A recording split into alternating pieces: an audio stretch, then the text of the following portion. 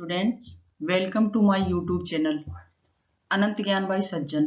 मैं इस चैनल में आपका हार्दिक स्वागत करती हूँ। यदि आप इस चैनल पर नए हैं तो प्लीज इसे सब्सक्राइब कर लीजिए और लाइक शेयर करना ना भूलें। मैं आज आपको अव्यय के बारे में बताऊंगी, जिसकी परिभाषा इस प्रकार है। जिन शब्दों पर लिंग, वचन, कारक आदि व्याकरणिक कोटियों का प्रभाव नहीं पड़ता, वह अविकारी शब्द अव्यय कहे जाते हैं। अर्थात जो शब्द व्याकरण की भाषा में ज्यों के त्यों लिखे जाते हैं, वही शब्द अव्यय कहलाते हैं।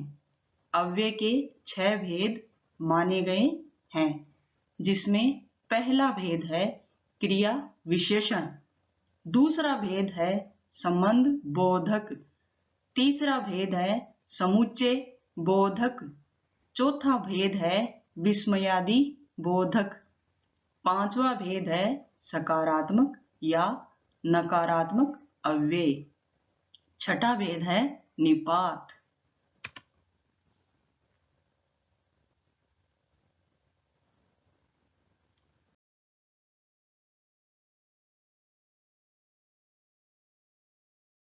प्रथम भेद की परिभाषा इस प्रकार है। जैसा कि आपको इसके नाम से ही पता लग रहा है, क्रिया विशेषण अर्थात क्रिया की विशेषता बताने वाला शब्द क्रिया विशेषण कहलाता है। जिसका उदाहरण है, मोहन वहां पढ़ता है, सावधानी से पढ़ता है। इस वाक्य में क्रिया पढ़ने की हो रही है, लेकिन उसकी विशेषता क्या है? सावधानी से पढ़ना। अर्थात मोहन जो भी पढ़ रहा है वह सावधानी से पढ़ रहा है। क्रिया की विशेषता क्या है? सावधानी से पढ़ना। क्रिया विशेषण के मुख्यतः 4 प्रकार माने गए हैं, जिसमें पहला प्रकार है स्थानवाचक क्रिया विशेषण, दूसरा प्रकार है समयवाचक क्रिया विशेषण, तीसरा प्रकार है रीतिवाचक क्रिया विशेषण, चौथा प्रकार है परिमाणवाचक क्रिया विशेषण। प्रथम प्रकार स्थानवाचक क्रिया विशेषण, जिसकी परिभाषा निम्न है। स्थिति और दशा का बोध कराने वाले शब्द स्थानवाचक क्रिया विशेषण कहलाते हैं। जिसके उदाहरण जैसे पास, दूर, भीतर, यहाँ, वहां, दाएं, बाएं, नीचे, इधर, उधर आदि।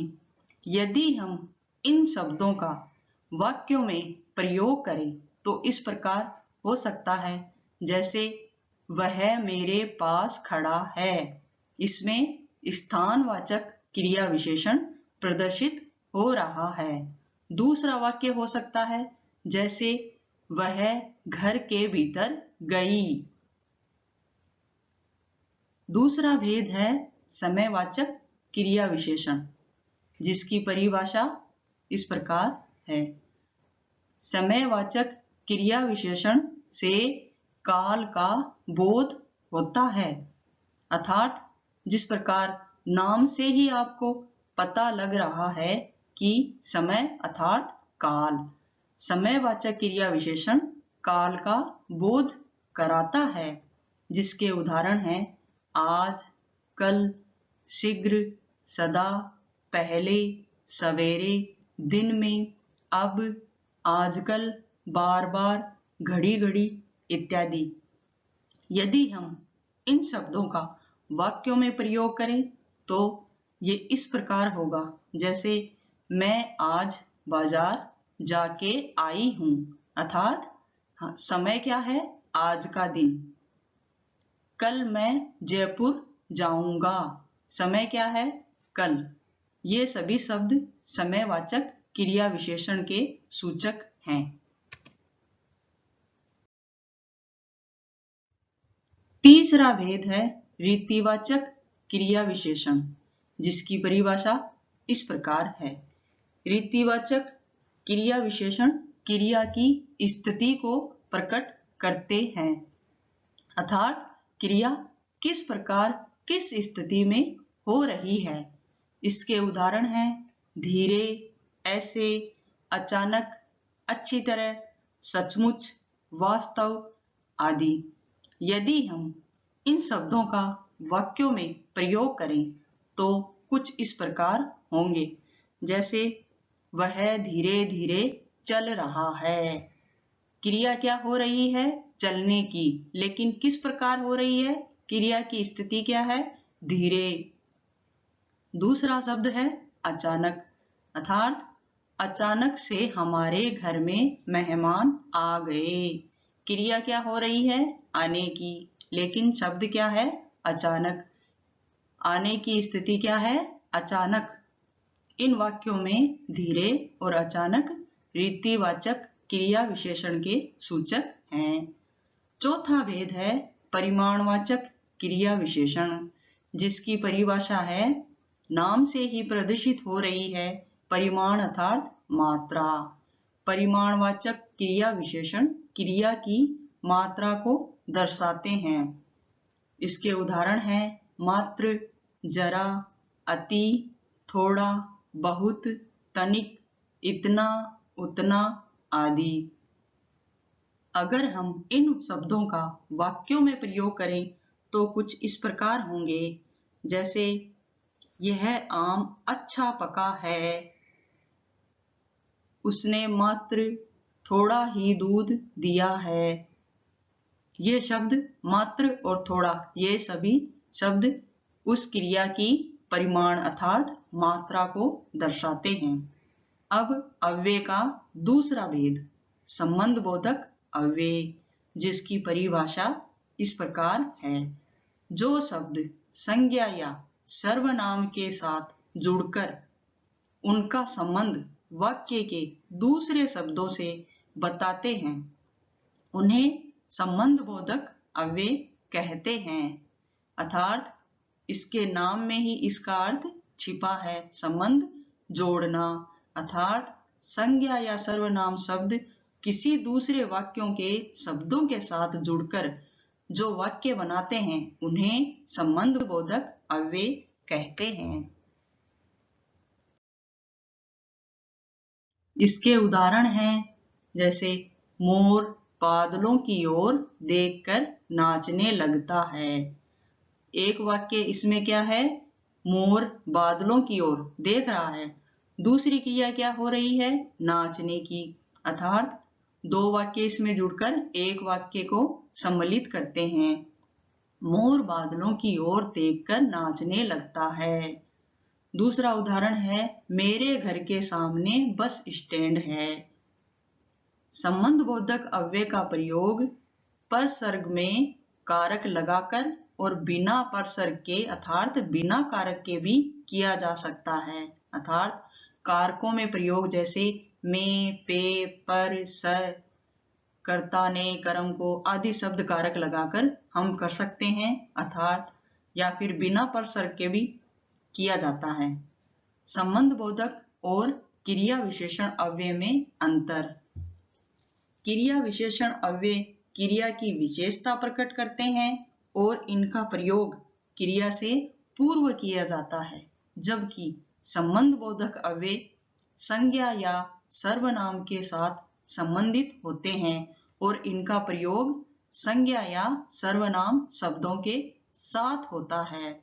अर्थात क्रिया विशेषण शब्द क्रिया से पूर्व प्रदर्शित होता है, जबकि संबंध बोधक अव्यय संज्ञा या सर्वनाम शब्दों के साथ प्रदर्शित होता है। जैसे इसका उदाहरण है घर के अंदर पानी आ गया। घर के अंदर पानी आ गया, ये वाक्य क्रिया विशेषण का है, अर्थात क्रिया से पूर्व आया है ये शब्द अंदर। जैसे क्रिया हो रही है आने की, लेकिन क्या आ गया? घर के अंदर पानी आ गया। दूसरा वाक्य है सुस्मिता अंदर बैठी गाना गा रही है। ये वाक्य है संबंध बोधक अव्यय का। इसके अंदर एक वाक्य दूसरे वाक्य के साथ जुड़ा है। जैसे सुष्मिता अंदर बैठी है लेकिन क्या कर रही है? गाना गा रही है। दोनों वाक्य जुड़कर एक वाक्य को प्रदर्शित करते हैं।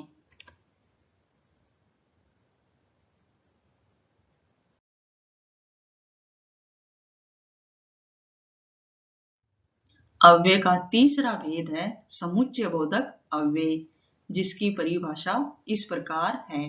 समुच्चयबोधक अव्यय दो शब्दों व वाक्य या वाक्यांशों को मिलाने का कार्य करते हैं। इसी कारण इन्हें योजक भी कहा जाता है। योजक अर्थात जोड़ना, दो वाक्यों को जोड़ना, दो शब्दों को जोड़ना। इसके उदाहरण हैं अभिनव ने केले और संतरे खाए। इस वाक्य में और शब्द समुच्चयबोधक अव्यय को प्रदर्शित करता है, अर्थात अभिनव ने केले और संतरे खाए। दोनों शब्दों को जोड़ने का कार्य और के द्वारा किया गया है। दूसरा वाक्य है वर्षा रुक गई और मोर नाच उठे। इसमें भी दो वाक्य हैं जिनको और शब्द के द्वारा जोड़ा गया है। चौथा भेद है विस्मयादि बोधक अव्यय, जिसकी परिभाषा निम्न है। जिन अव्यय शब्दों से हर्ष, शोक, विस्मय, लज्जा, घृणा, प्रशंसा, भय आदि मनोभाव व्यक्त होते हैं, वह विस्मयादि बोधक अव्यय कहलाते हैं। अर्थात इन शब्दों से अभिप्राय है वे शब्द जो अचानक से हमारे जीवन में होते हैं, घटनाएं होती हैं, वहां विस्मयादि बोधक अव्यय प्रदर्शित होता है। जिसका उदाहरण है वाह कितना भव्य चित्र है। अर्थात हमने अचानक से उस चित्र को देखा और उसकी प्रशंसा में कहा वाह कितना भव्य चित्र है। इस वाक्य में हमें विस्मय हो रहा है।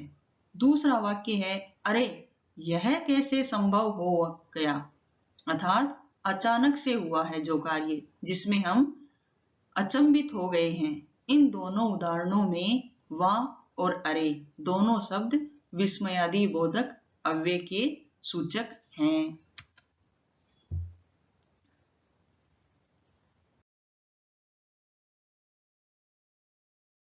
पांचवा भेद है सकारात्मक या नकारात्मक अव्यय, जिसकी परिभाषा इस प्रकार है।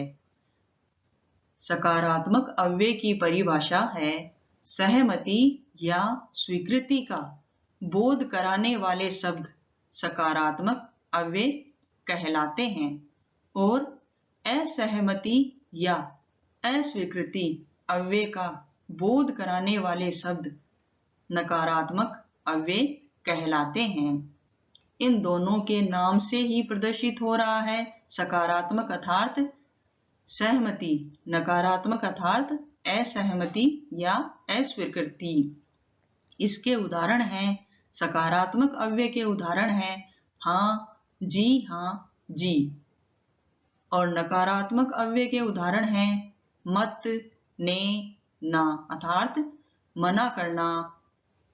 और सकारात्मक अव्यय के उदाहरणों को जैसे वाक्य में अगर हम प्रयोग करते हैं तो हाँ मैंने वह कार्य किया, अर्थात वह उस कार्य की स्वीकृति दे रहा है।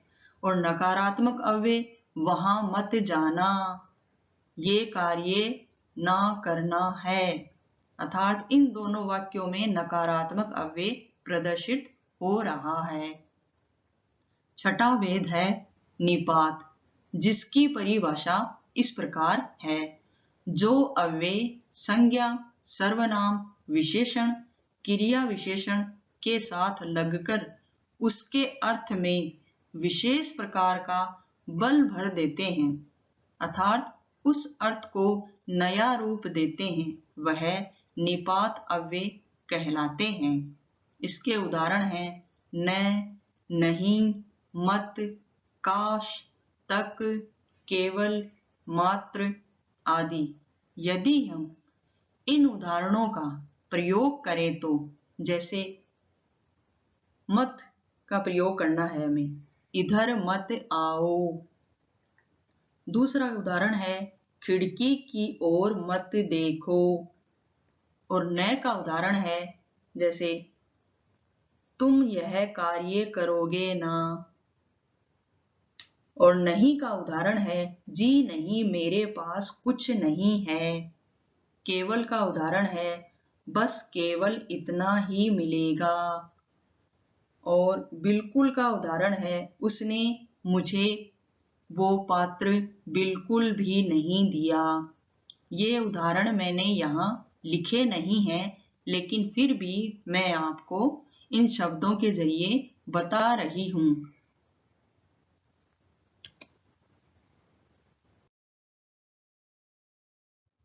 आज की हमारी क्लास आपको कैसी लगी? प्लीज कोई कमेंट कीजिएगा। And thanks for watching this video. Please like share this video and subscribe to my channel and press the bell icon button. धन्यवाद।